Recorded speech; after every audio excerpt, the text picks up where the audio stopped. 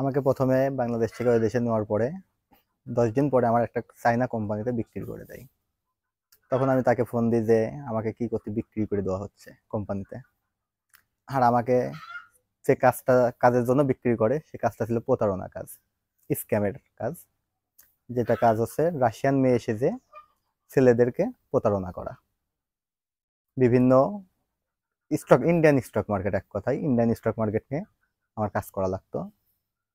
পরে ওখানে আমার কোম্পানিতে $2000 বিক্রি করে দেয়, $2000 বিক্রি করে দেয়। বিক্রি করে দেওয়ার পরে আমি তো আশা করেছিলাম যে আমি আর এক কোম্পানি থেকে আমি দেশে যেতে পারবো না, বা এই কোম্পানি আমাকে ছাড়বে না, এখান থেকে আমার যে কোনো ক্ষতি করবে, বা আমাকে অন্য কোম্পানিতে আবার বিক্রি করে দেবে। এই কোম্পানির লোক আমাকে দেশে যেতে দিবে না, বা আমাকে এই কোম্পানি থেকে, এই প্রতারণার কাছ থেকে আমাকে বেরোতে দিবে না। দালাল আমাকে বলেছিল যে কম্বোডিয়াতে অফিসিয়াল স্কেলের কাজ দিবে, হিসাব রক্ষকের। কিন্তু সে আমাকে এভাবে প্রতারণার কাজে চাইনা কোম্পানিতে বিক্রি করে দেয়। কোম্পানিতে রেড দেওয়ার পরে পুলিশ আমাদেরকে গ্রেপ্তার করে, ওখান থেকে আমাদের রিপোর্ট করে দেয়। রিপোর্ট করার পরে আমাদের 4 জায়গা ট্রান্সফার করে, জায়গা পরিবর্তন করে পুলিশ। জায়গা পরিবর্তন করে টোটাল 16 দিন আমরা পুলিশের হেফাজতে ছিলাম, এবং ইমিগ্রেশন পুলিশের জেলে ছিলাম। জেলে থাকার পরে বলে 14 দিন পরে বলে যে তোমরা বাড়ি থেকে টাকা নিয়ে প্লেনের টিকিট কাটো। প্লেনের টিকিট কেটে আমাদের দেখাও, তারপরে আমরা তোমাদেরকে দেশে পাঠিয়ে দেবো। পরে বাসায় ফোন দিয়ে টাকা নিই, এবং খাওয়া দাওয়ার খুব সব প্রবলেম হচ্ছিল, যার কারণে বাড়ি থেকে টাকা নিয়ে ওখানে খাবার কিনে খেতাম।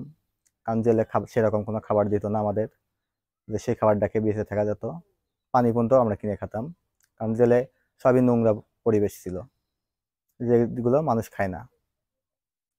পরে বাসা থেকে টাকা নিয়ে এইভাবে করার পরে পরে আমার ফোন কেড়ে নেয়। 7 দিন ফোন কেড়ে নিছিল। ফোন কাটার পরে এই ফোন ছাড়ানোর জন্য ইমিগ্রেশন পুলিশ আমাদের থেকে 10,000 করে টাকা নেয়।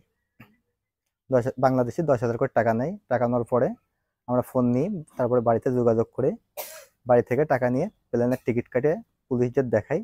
তারপরে আমাদেরকে 2 দিন পরে, টিকিট দেখার 2 দিন পরে পুলিশ আমাদের ইমিগ্রেশনে ভাবে তারা নিজে থেকে আমাদেরকে বিমানে উঠাইয়া দেয়। না, ওখান থেকে যে আমি বেঁচে ফিরবো এই আশা আমার ছিল না, কারণ ওখানে আমার পুরাটাই বিক্রি করে দিছে।